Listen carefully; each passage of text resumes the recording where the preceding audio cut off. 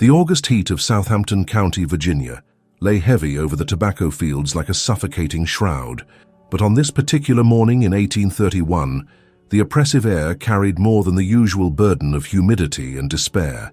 It carried whispers of revolution, fragments of news that spread through the slave quarters like wildfire, despite every effort by white authorities to contain the story that was reshaping the very foundations of Southern society. Nat Turner's rebellion had begun 3 days earlier, and though the prophet himself had been captured and his immediate followers killed or scattered, the fire he had lit was spreading beyond the reach of any white man's authority.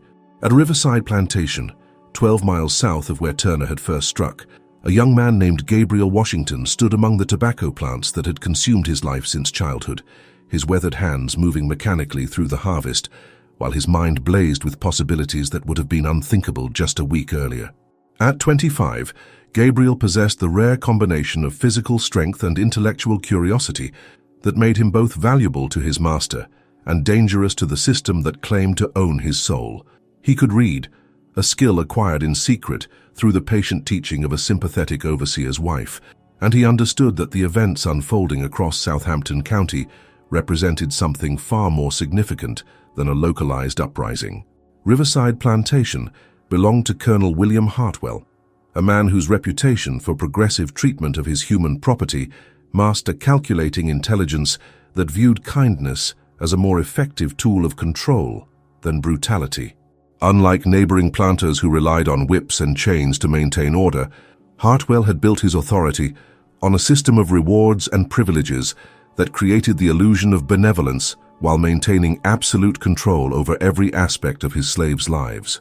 His approach was more sophisticated than crude violence, but no less effective in maintaining the fundamental relationship between master and property.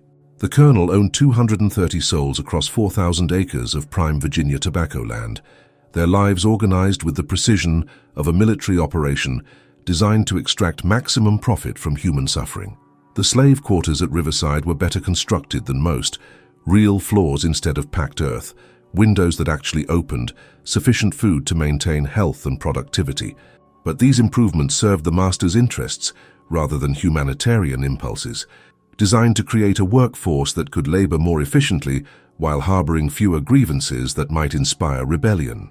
Gabriel had been born at Riverside. His mother sold away when he was 8. His father's identity lost among the white men who had access to slave women whenever their desires demanded satisfaction. He had grown to manhood in the careful isolation that characterized enlightened slavery, given enough education to be useful, enough responsibility to feel valued, enough hope to remain compliant, but never enough freedom to develop the independence of thought that might challenge the fundamental assumptions of his bondage. But Nat Turner's rebellion had shattered those careful calculations, proving that even the most oppressed could rise up and strike back at their oppressors with devastating effectiveness. The news had reached Riverside through the informal network of communication that connected slave communities across Virginia, despite every effort to prevent such contact. Preachers, traders, field hands working along property boundaries, all had contributed fragments of information that, when assembled, painted a picture of unprecedented resistance that made hearts race and minds reel with possibility. The rebellion had begun on August 21st, when Turner and 6 followers struck at the home of their master, Joseph Travis, killing the family with axes and moving from plantation to plantation in a coordinated campaign of liberation and retribution. By the time white authorities mobilized effective resistance, Turner's force had grown to over 70 rebels who had killed nearly 60 white men, women, and children, while freeing hundreds of slaves who joined their desperate march toward freedom. The ultimate failure of the rebellion, Turner's capture, the execution of his followers, the brutal reprisals against innocent slaves throughout the region, could not diminish the psychological impact of what had been accomplished. For 3 days, enslaved people had fought as free men, had proven that resistance was possible, had demonstrated that white supremacy was not the natural order of the universe, but a system maintained by force that could be challenged by greater force. Gabriel and his closest companions, Marcus, a field hand whose quiet intelligence masked revolutionary fervor, Sarah, a house servant whose position gave her access to information and resources, and old Tom, whose 60 years of bondage had taught him patience but not resignation, had spent the nights following Turner's capture in whispered conversations that transformed anger into action, despair into determination, compliance into conspiracy. The plan that emerged from their secret meetings was inspired by Turner's example, but adapted to their own circumstances. They lacked the numbers for armed rebellion, the weapons for sustained combat, the geographical advantages that had briefly favored Turner's forces. But they possessed something else: intimate knowledge of Riverside's operations, access to the tobacco barns where the year's crop was stored, and most importantly, the understanding that economic warfare could be as devastating as physical violence. Virginia's economy rested on tobacco, and tobacco rested on the labor of enslaved people who understood every aspect of cultivation, curing, and storage. The very knowledge that made them valuable to their masters also made them capable of destroying the wealth that their labor had created. A few carefully placed fires during the dry season could accomplish what armed rebellion might not: the complete destruction of the economic foundation that supported the entire system of oppression. "Fire don't care who sets it," Marcus had observed during one of their clandestine meetings in the woods beyond the quarters. "Fire just burns what it touches, and what it touches dies. Them tobacco barns catch fire. All that work we done this year goes up in smoke. All that money the colonel was planning to make disappears like morning fog." The symbolic power of the act was as important as its economic impact. Slaves setting fire to the crops they had planted, cultivated, and harvested would represent the ultimate rejection of their assigned role in the plantation system. They would be destroying their own labor, proving that their cooperation had always been coerced rather than freely given, demonstrating that the wealth of the South existed only through the systematic suppression of black humanity. Sarah, whose position in the big house provided intelligence about white reactions to Turner's rebellion, reported increasing paranoia among the plantation's white residents. Patrols had been doubled, weapons distributed, correspondents sent to neighboring plantations requesting mutual assistance in case of emergency. But the very thoroughness of these preparations worked in favor of the conspirators. White attention was focused on preventing armed uprising, not on protecting property from sabotage by seemingly loyal slaves.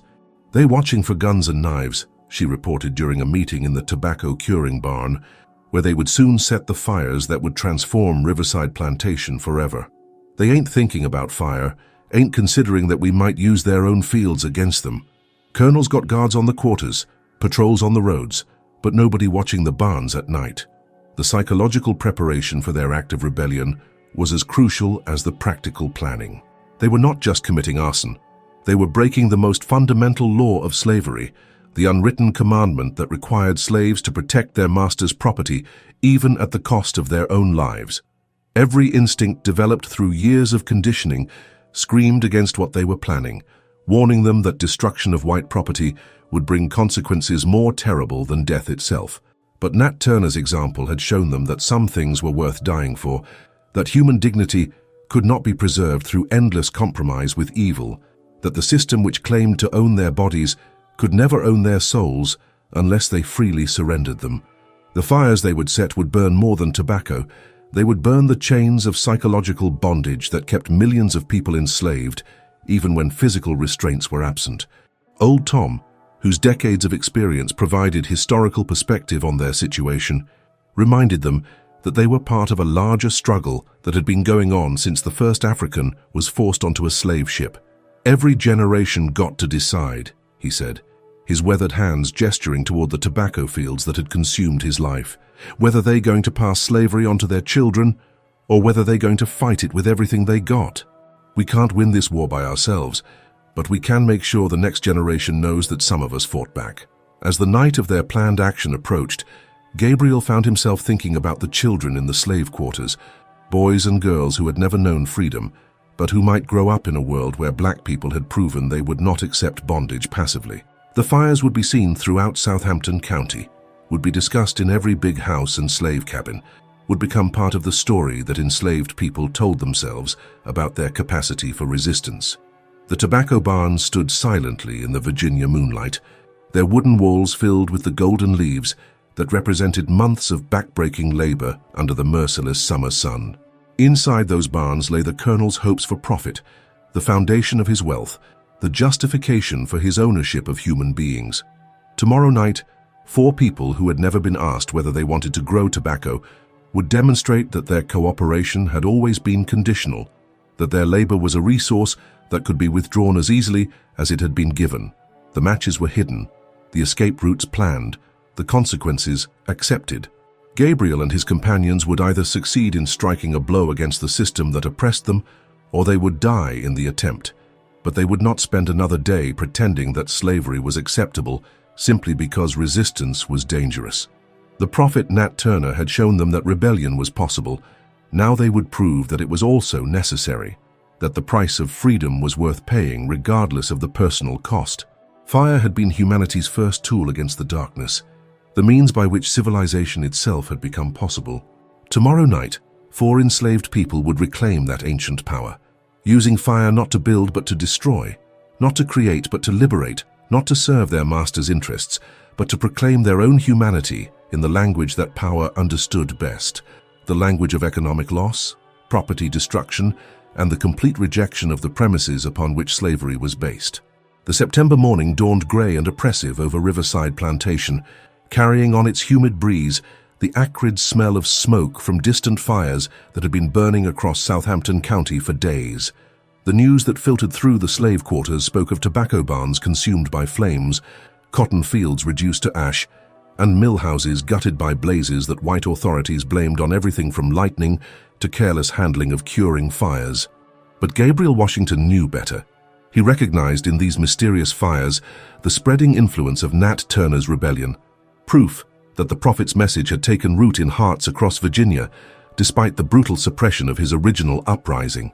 The systematic destruction of property throughout the region had white planters in a state of near panic, their confident assumptions about slave loyalty shattered by evidence of coordinated resistance that seemed to emerge from nowhere and everywhere at once. Patrols rode constantly through the countryside, investigating reports of suspicious activity, but the fires continued with a frequency that suggested careful planning rather than random chance. Someone, multiple someones, were waging economic warfare against the plantation system with devastating effectiveness. Colonel Hartwell stood on the veranda of his manor house, surveying his tobacco fields with eyes that reflected growing unease despite his reputation for enlightened management of his human property. The morning reports from his overseers had brought news of 3 more fires at neighboring plantations, losses that would bankrupt smaller operations and severely damage even the most prosperous estates. His own tobacco barns, filled with the season's crop and representing nearly half his annual income, stood like giant targets against the Virginia countryside. "Double the guards on the tobacco barns," he ordered his head overseer, James Morrison, a hard man whose experience with slave management had been purchased at the cost of whatever humanity he might once have possessed. "I want men watching those buildings around the clock, and I want them armed. Anyone approaches those barns without authorization gets shot first and questioned later." But Morrison, despite his reputation for brutal efficiency, was beginning to understand that they were facing something unprecedented, a form of resistance that turned the slaves' intimate knowledge of plantation operations into a weapon of mass destruction. "Colonel," he said carefully, his voice carrying the uncertainty of a man whose expertise was being challenged by realities he had never anticipated, "what if it ain't strangers setting these fires? What if it's our own people?" The question hung in the air like smoke itself, forcing both men to confront the possibility that their carefully constructed world of master and slave, authority and obedience, benevolence and gratitude was built on foundations far less solid than they had believed. The very slaves they trusted to work their fields, tend their animals and serve their meals, might be capable of destroying everything they had worked to build. In the slave quarters, Gabriel and his co-conspirators moved through their daily routines with expressions of carefully maintained normalcy, while their hearts hammered with the knowledge that tonight would transform them from property into revolutionaries. The plan they had developed over weeks of secret meetings was elegant in its simplicity and terrifying in its implications. They would strike simultaneously at 3 different tobacco barns, creating fires that would spread faster than any firefighting effort could contain them. Sarah's position in the big house had provided crucial intelligence about the increased security measures, but also revealed their greatest vulnerability. The guards were watching for external threats, strangers approaching under cover of darkness, but they were not prepared for internal sabotage by slaves who belonged on the plantation and could move through familiar territory without attracting suspicion. "They got 6 men watching the main barn," she reported during their final planning meeting in the woods beyond the quarters, her voice barely audible even in the profound silence of the Virginia forest. "But they watching the roads, the approaches from outside? They ain't thinking that the danger might come from inside, from people who's supposed to be on their side." Marcus, whose fieldwork had given him intimate knowledge of the plantation's layout and routines, had identified the optimal timing for their attack. "Guard change happens at midnight," he whispered, his eyes reflecting the flickering light of a carefully shielded candle. "Takes about 10 minutes for the new guards to settle into position, get comfortable with their posts. That 10 minutes is when we move." The psychological preparation for their act of rebellion had been as difficult as the practical planning. They were not just committing arson, they were violating every principle of behavior that had been drilled into them since childhood, breaking the most sacred rule of the plantation system by destroying the property that justified their own enslavement. Every instinct developed through years of conditioning warned them against what they were planning, but Nat Turner's example had shown them that some things were worth dying for. Old Tom, despite his 60 years and the caution that had kept him alive through 6 decades of bondage, had volunteered to handle the most dangerous part of their mission, setting the fire at the main tobacco barn where the guards were heaviest and the risk of discovery was greatest. His age and apparent frailty would make him less suspicious if encountered, but his steady hands and calm nerves were essential for the delicate work of starting a fire that would burn hot enough to be unstoppable, but controlled enough to avoid premature discovery. "I've been watching them tobacco barns for 40 years, he said with quiet determination, learning every board, every joint, every place where the wood's dry enough to catch fast. They built them barns with slave labor, slave knowledge, slave sweat, fitting that slave hands should be the ones to burn them down. The materials they had gathered for their mission spoke to the ingenuity born of desperation, rags soaked in lamp oil stolen 1 drop at a time from various sources, tinder prepared from the driest wood they could find, flint and steel acquired through careful trading with field hands who had access to the blacksmith shop. Each component had been obtained without arousing suspicion, accumulated over weeks of patient preparation that required the kind of long-term planning that white authorities believed slaves incapable of executing. But their greatest weapon was their intimate knowledge of the plantation's rhythms and vulnerabilities. They knew which buildings were most susceptible to fire, which wind patterns would spread flames most effectively, which routes would allow them to move unseen through terrain they had walked every day of their lives. The very familiarity that made them valuable slaves made them devastating saboteurs. As the day progressed and evening approached, the tension in the slave quarters became almost palpable. Other slaves sensed that something significant was about to happen, though the conspiracy had been kept secret from all but the 4 principal actors. Conversations were more subdued than usual, prayers more fervent, glances more meaningful. The community that had learned to survive through collective denial of dangerous thoughts was preparing itself for consequences that none of them fully understood, but all of them feared. The children were the hardest part of their moral calculation, boys and girls who would face interrogation, possible torture, certain punishment for their parents' actions. Gabriel's own nephew, barely 10 years old, played in the dusty pathways between the cabins, his laughter a reminder of the innocence that would be destroyed by the night's events. The boy would grow up knowing that his uncle had chosen rebellion over safety, destruction over submission, the possibility of freedom over the certainty of continued bondage.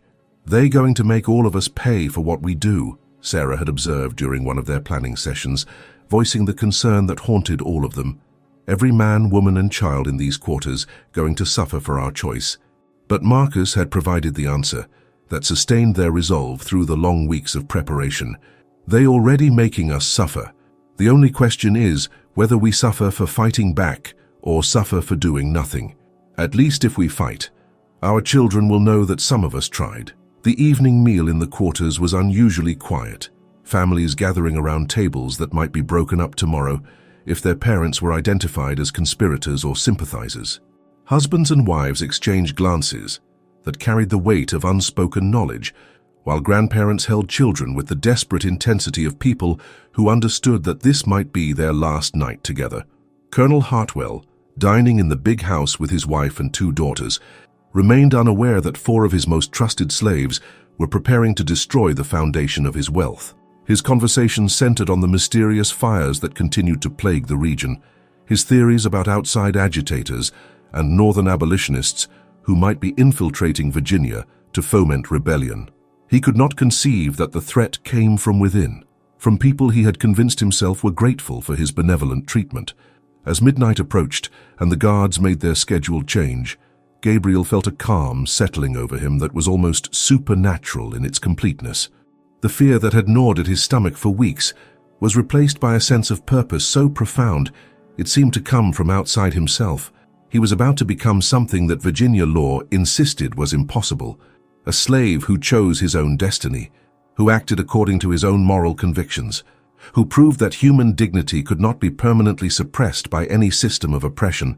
The tobacco barn stood silently in the moonlight, their wooden walls filled with the golden leaves that represented the year's labor and the colonel's hopes for profit. In less than an hour, those barns would be consumed by flames that would light up the Virginia sky and announce to the world that Nat Turner's message had taken root in hearts throughout the South. The rebellion might have been suppressed, the prophet captured, but the fire he had lit could not be extinguished by any earthly power. Gabriel and his companions moved through the darkness toward their destiny, carrying with them the hopes of generations yet unborn, the anger of ancestors who had died in chains, and the unshakable conviction that freedom was worth any price they might have to pay. They were about to transform themselves from victims of history into agents of change, from property into people, from slaves into revolutionaries whose actions would echo through Virginia long after their voices were silenced. The matches were dry, the wind was right, and the tobacco was ripe for burning. History was about to be written in flames and smoke, courage and consequence, the language of rebellion that no law could silence and no punishment could undo. The midnight hour struck with the distant tolling of the church bell in Jerusalem, the county seat where Nat Turner awaited his execution. But at Riverside Plantation, 4 souls moved through the darkness like angels of retribution, carrying fire toward the tobacco barns that held the colonel's dreams and the foundation of Virginia's peculiar institution. The air itself seemed charged with revolutionary potential, heavy with humidity, and the scent of curing tobacco that would soon become fuel for an inferno that would illuminate the countryside for miles in every direction. Gabriel crouched behind the well house, watching the guards patrol their assigned positions with the mechanical precision of men who understood their duty, but not the magnitude of what they were trying to prevent. The sentries moved in predictable patterns, their attention focused outward toward potential threats from the roads and forest, never suspecting that the greatest danger came from within, from slaves they had known for years and trusted with the most intimate details of plantation life. The main tobacco barn loomed against the star-filled sky like a monument to human labor, extracted without consent, its wooden walls containing nearly half the plantation's annual income in carefully cured leaves that represented months of back-breaking work under the merciless Virginia sun. Gabriel had helped build this barn 15 years earlier, his young hands shaping every board, his sweat mixing with the mortar that held the foundation stones. His knowledge now turned toward destruction with a precision that would have impressed the architects of the original construction. In the distance, he could make out the shadowy figures of his co-conspirators moving toward their assigned targets. Marcus approached the smaller barn on the eastern edge of the complex, where the early harvest was stored in conditions perfect for rapid combustion.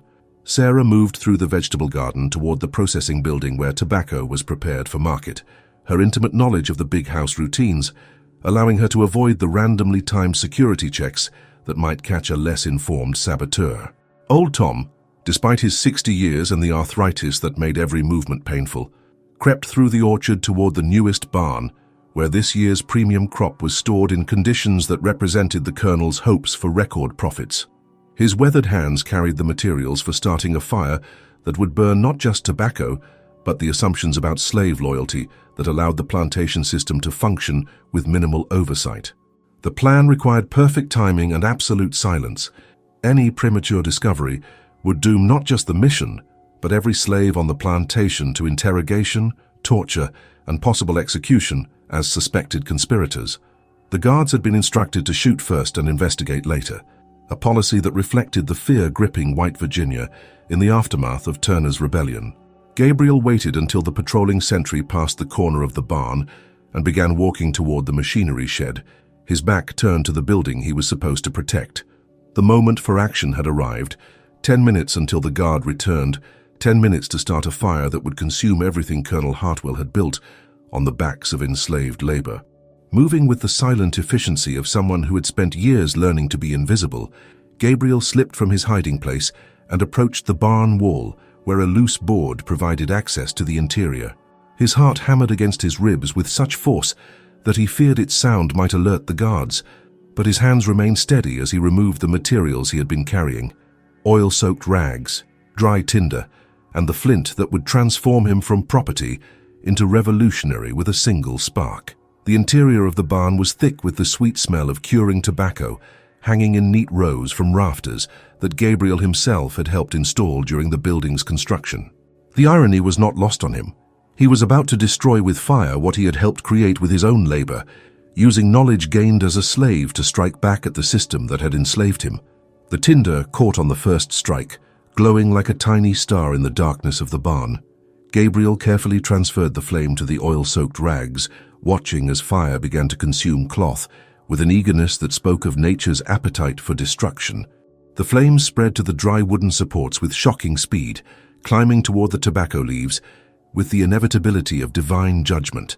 But as Gabriel prepared to escape through the same loose board he had used to enter, disaster struck with the suddenness that characterized all moments of historical significance. The patrolling guard had cut short his route and was returning earlier than expected, his lantern casting dancing shadows that would reveal Gabriel's presence within seconds. There was no time to retreat, no possibility of hiding, no option except the kind of desperate courage that transforms ordinary people into legends. Gabriel burst through the loose board with the explosive force of a man whose life depended on speed, emerging into the night air just as the guard rounded the corner of the barn and saw the glow of flames beginning to flicker through the wooden walls. "Fire!" the guard shouted, his voice carrying across the plantation with the clarity of church bells. "Fire in the tobacco barn! Sound the alarm! Get every man with a bucket!" But even as the guard raised his rifle toward the figure fleeing into the darkness, the flames Gabriel had set were spreading with a voracious appetite that made firefighting efforts futile. The dry wood, the cured tobacco, the August heat, all combined to create conditions perfect for the kind of fire that could consume a building faster than men could organize to fight it. The plantation bells began clanging with desperate urgency as slaves and overseers alike rushed toward the burning barn with buckets, pumps, and whatever tools they could gather for fighting flames that had already grown beyond any reasonable hope of control. But their attention was focused on the main barn, which allowed Marcus, Sarah, and Old Tom to complete their own missions without interference. Marcus struck his flint just as the bells began ringing, using the sound to mask any noise his activities might generate. The eastern barn caught fire with even greater enthusiasm than the main building, its older wood and looser construction providing ideal conditions for rapid combustion. Within minutes, flames were shooting through the roof and casting an orange glow that could be seen for miles across the Virginia countryside. Sarah approached the processing building with the calculating precision of someone whose knowledge of its interior was encyclopedic. She knew exactly where the most flammable materials were stored, which ventilation openings would provide the draft necessary for maximum destruction, which structural weaknesses would cause the building to collapse most dramatically. Her fire started small but grew with mathematical certainty toward catastrophic proportions. Old Tom, despite his age and physical limitations, proved to be the most methodical arsonist of all. His fire was placed with the precision of a master craftsman who understood exactly how wooden buildings failed under extreme heat. He watched his flames take hold with the satisfaction of someone who had spent 40 years learning this building's vulnerabilities and was finally using that knowledge for his own purposes rather than his master's profit. Within an hour, 4 major buildings were consumed by flames that lit up the Virginia sky like beacons announcing the arrival of a new age. The colonel's annual income was disappearing in smoke and ash, but more importantly, the psychological foundations of the plantation system were burning along with the tobacco. Slaves had proven they could destroy what they had been forced to create, that their cooperation was conditional rather than inevitable. that the wealth of the South existed only through the systematic suppression of black rebellion. The firefighting efforts were heroic but hopeless. Bucket brigades formed by slaves and overseers working side by side, pumps operated by men whose sweat mixed with tears as they watched months of labor disappear into the night air, desperate attempts to save adjacent buildings that were already catching fire from the radiant heat of the primary blazes. The irony was profound and intentional, slaves risking their lives to fight fires set by other slaves, the oppressed and their oppressors united in a futile effort to preserve the system that defined their relationship. Colonel Hartwell stood in his nightclothes watching his fortune burn, his face reflecting not just financial loss, but the deeper horror of a man whose fundamental assumptions about the world were being consumed along with his tobacco crop. This was not the work of outside agitators or northern abolitionists. This was the rebellion of his own people, the revolt of slaves he had trusted, the uprising of property that had learned to think and act for itself. "Search every cabin," he ordered Morrison, his voice carrying the cold fury of someone whose benevolent self-image had been shattered by the reality of slave resistance. "Question every man, woman, and child. Someone among them knows who did this, and I want them found and punished in a manner that will discourage any future incidents of this nature." But even as the colonel spoke, similar fires were appearing across Southampton County: tobacco barns, cotton gins, processing facilities, storage buildings, all consumed by flames that seemed to emerge spontaneously from the darkness. The rebellion that Nat Turner had begun with axes and swords was continuing with matches and oil, proving that resistance could take many forms and that the spirit of freedom could not be extinguished by any amount of white violence.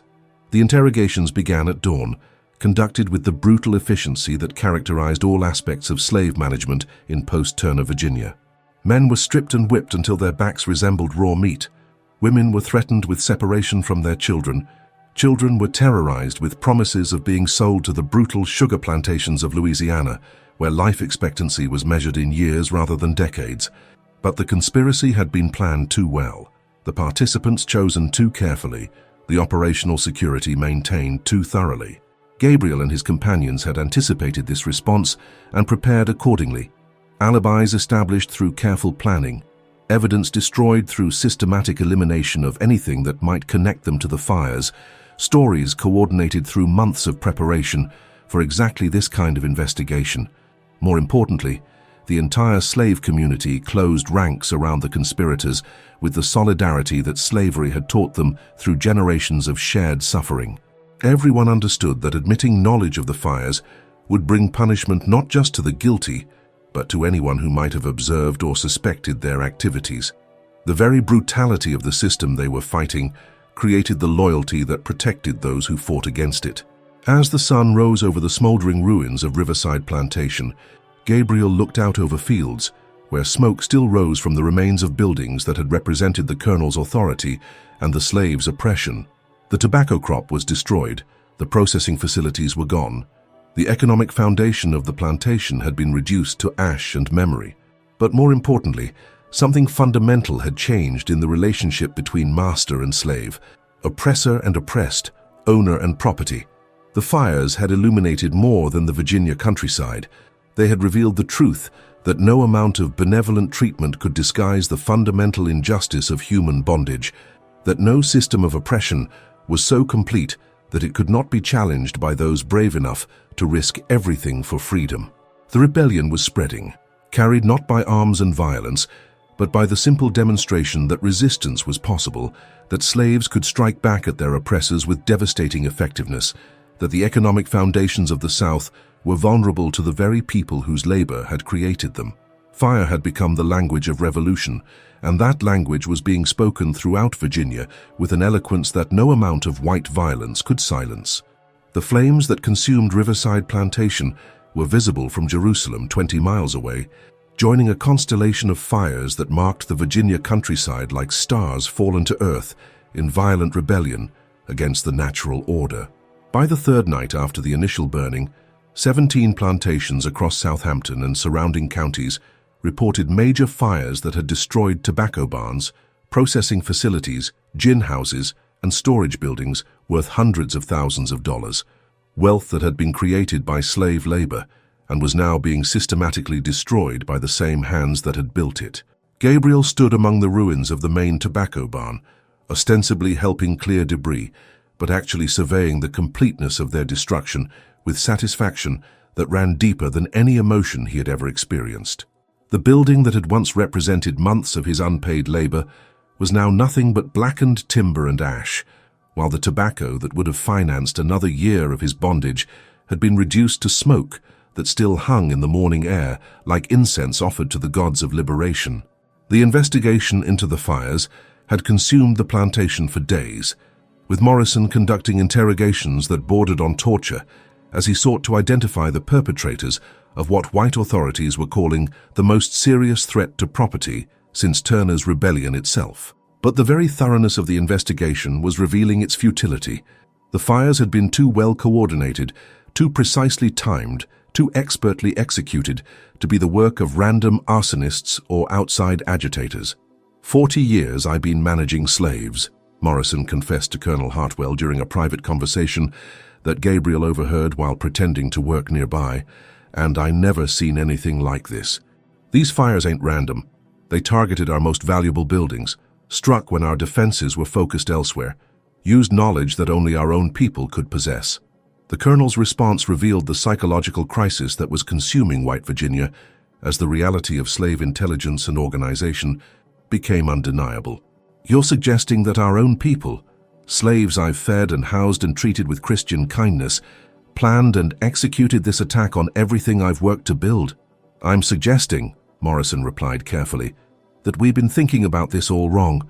We've been watching for axes and guns and organized uprisings, but maybe the real threat is slaves who learn to use our own system against us. Fire don't leave fingerprints, don't require weapons, don't need large groups of conspirators. Just takes a few people with matches and the knowledge of where to use them. The conversation confirmed what Gabriel and his companions had understood from the beginning. Their form of resistance was more terrifying to white authorities than armed rebellion because it was harder to detect, easier to execute, and impossible to prevent without fundamentally changing the relationship between master and slave. The intimacy required for plantation operations made slaves privy to every vulnerability, every weakness, every point where economic destruction could be achieved with minimal risk and maximum impact. The broader impact of the fires was becoming clear as reports arrived from across Virginia, describing similar incidents at plantations throughout the tobacco-growing regions. The pattern was unmistakable. Carefully planned attacks on the most economically significant buildings, executed by people with intimate knowledge of plantation operations, timed to achieve maximum destruction with minimal possibility of detection. More ominously, the fires were spreading beyond Virginia into North Carolina, Maryland, and even reaching into the deeper South, where cotton plantations began experiencing mysterious blazes that consumed gin houses, storage facilities, and processing equipment worth fortunes in slave-produced wealth. The rebellion that had begun with Nat Turner's axes was continuing with matches and oil, proving that resistance could adapt to circumstances and that the spirit of freedom could express itself through economic warfare as effectively as through physical violence. Sarah's position in the big house provided crucial intelligence about white reactions to the spreading fires, information that revealed both the success of their strategy and the terrible consequences that would inevitably follow. "They talking about bringing in the military," she reported during one of their carefully disguised meetings in the woods beyond the plantation. "Governors considering martial law for the whole region, suspending normal legal protections for slaves suspected of involvement in the burnings." The prospect of military intervention was sobering, but not unexpected. Gabriel and his companions had understood from the beginning that their actions would provoke massive retaliation, that the white power structure would respond to economic warfare with increased violence against the entire slave population. But they had also calculated that the psychological impact of successful resistance would outweigh the physical costs of that retaliation. "Every fire we set proves that we ain't helpless," Marcus observed, his voice carrying the quiet intensity that had driven him to risk everything for the chance to strike back at his oppressors. "Every building that burns shows other slaves that fighting back is possible, that white folks ain't all powerful, that we can hurt them the same way they've been hurting us." Old Tom, whose age had given him perspective on the long history of slave resistance, provided historical context for their actions. My granddaddy told me about fires like these during the Revolution, when some slaves thought the British might free us if we helped them fight. Didn't work out that way, but the fires sent a message that lasted long after the war was over. Sometimes burning things down is the only way to make room for something new to grow. The fourth night brought the most ambitious action yet, a coordinated strike against 3 major plantations simultaneously, with fires set at precisely midnight to create a spectacle of destruction visible across the entire county.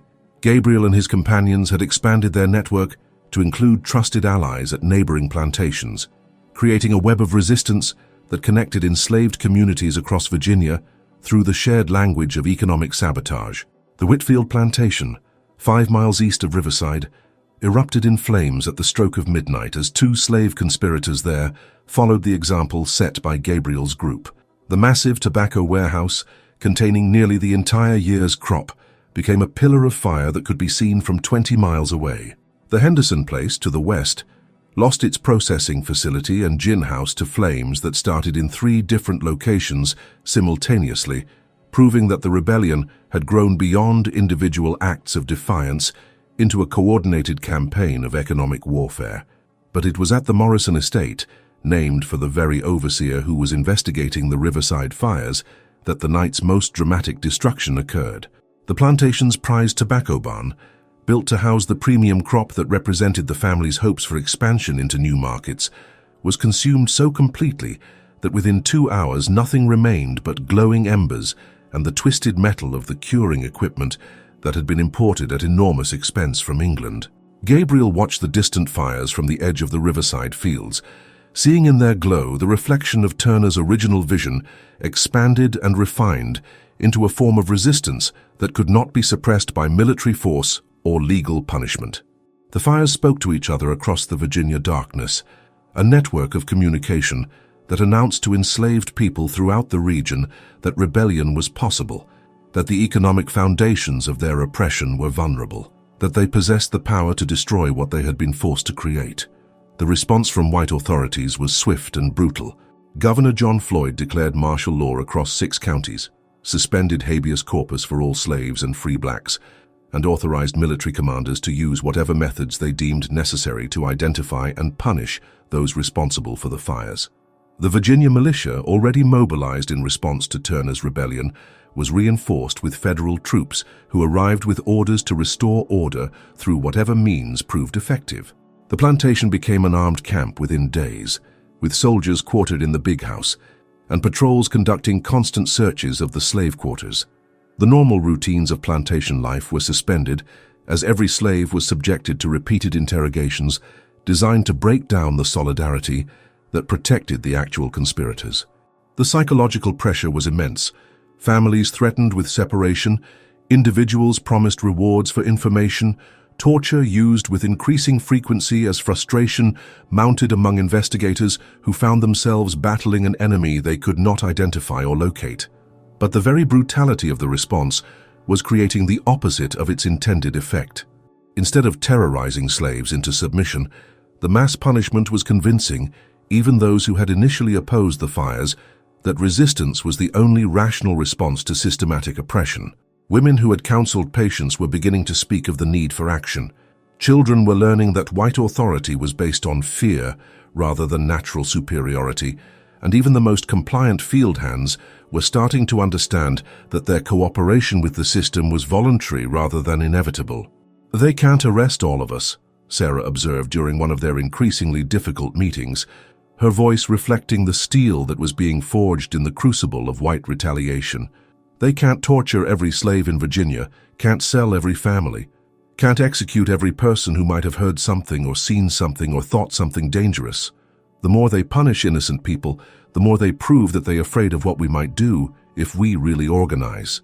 The investigation at Riverside had reached a fever pitch, with Morrison bringing in specialists in slave management from across the South to help identify the perpetrators of what was now being called the most serious threat to the plantation system since the invention of the cotton gin. Psychological experts attempted to develop profiles of the kind of slaves who might be capable of such sophisticated planning, while practical investigators focused on identifying individuals with the technical knowledge necessary to set fires that would burn with maximum effectiveness. But Gabriel and his companions had anticipated this response and prepared accordingly. Their operational security had been planned from the beginning to survive exactly this kind of intensive investigation, with alibis established through careful coordination with sympathetic slaves, evidence eliminated through systematic destruction of anything that might connect them to the fires, and most importantly, the absolute solidarity of a community that understood the consequences of betrayal. The breakthrough that Morrison had been seeking never came, despite interrogations that bordered on torture and investigations that violated every principle of due process that might have protected slaves under normal circumstances. The fires had been planned too well, executed too carefully, and covered up too thoroughly for conventional investigative methods to penetrate the conspiracy. More frustratingly for white authorities, the fires continued despite the massive security presence throughout the region. Barns still burned, processing facilities still erupted in flames, storage buildings still disappeared in smoke and ash despite patrols, guards, and surveillance that should have made such attacks impossible. The resistance was adapting to changing conditions, learning from each success and failure, evolving into something that could not be stopped by conventional methods. The economic impact was becoming catastrophic for Virginia's tobacco industry. Insurance companies began refusing to cover plantation buildings, banks started calling in loans secured by agricultural property, and markets grew reluctant to invest in crops that might be destroyed before they could reach buyers. The fires were accomplishing something that armed rebellion could never have achieved. They were making slavery unprofitable in regions where the entire economy depended on enslaved labor. Colonel Hartwell, surveying the ruins of his plantation and calculating losses that would take years to recover, represented the psychological crisis consuming white Virginia. The fundamental assumptions that justified slavery, that blacks were naturally inferior, inherently docile, incapable of sophisticated planning or coordinated resistance, were being incinerated along with the tobacco barns. "I treated them well," he said to Morrison, his voice carrying the bewilderment of a man whose worldview was dissolving before his eyes. Better food than most plantations, decent housing, medical care when they were sick, rewards for good work. Why would they destroy everything that benefits us all?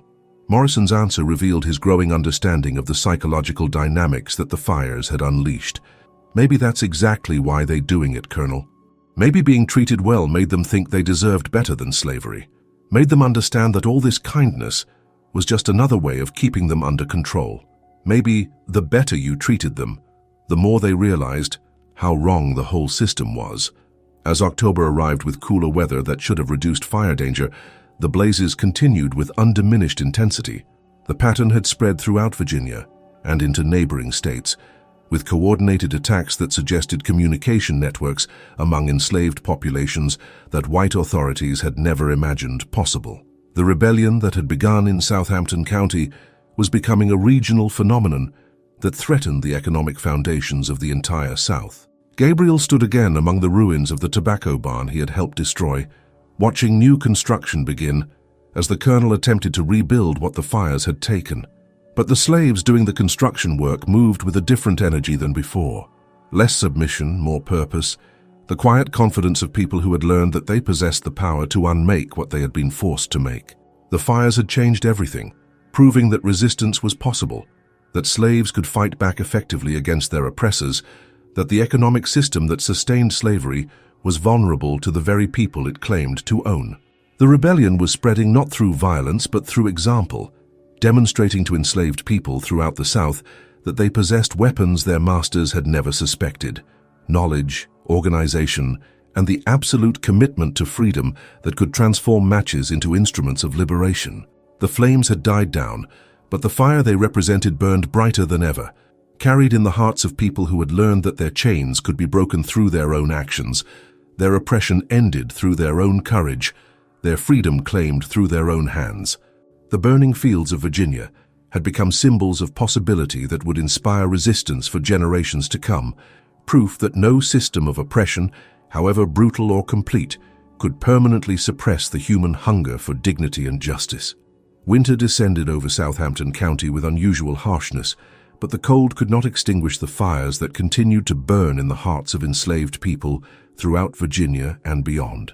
By December of 1831, the wave of arsons that had begun in the aftermath of Nat Turner's rebellion had consumed over 200 major plantation buildings across 4 states, destroying wealth equivalent to millions of dollars and fundamentally altering the economic landscape of the American South. The rebellion that had started with axes and spread through matches had evolved into something unprecedented in the history of slavery, a sustained campaign of economic warfare that was making human bondage unprofitable in regions where it had once seemed eternally entrenched. Gabriel Washington stood at the edge of what had once been Riverside Plantation's tobacco fields, now lying fallow and partially abandoned as Colonel Hartwell struggled to rebuild his operation with resources depleted by the fires and credit destroyed by the economic uncertainty that gripped the region. The rebuilt tobacco barn rose against the winter sky, smaller than its predecessor, and protected by guards who maintained constant vigilance against threats they could not identify or predict. The colonel had learned that his property was vulnerable to his own slaves, but he had not learned how to protect it without fundamentally changing the relationship that made plantation agriculture possible. The investigation into the fires had continued for months, consuming resources and energy that would have been better spent on agricultural production, but ultimately proving as futile as every previous attempt to identify the perpetrators of what white authorities now recognized as the most sophisticated resistance campaign in the history of American slavery. Gabriel and his companions had not only escaped detection, they had become symbols of possibility.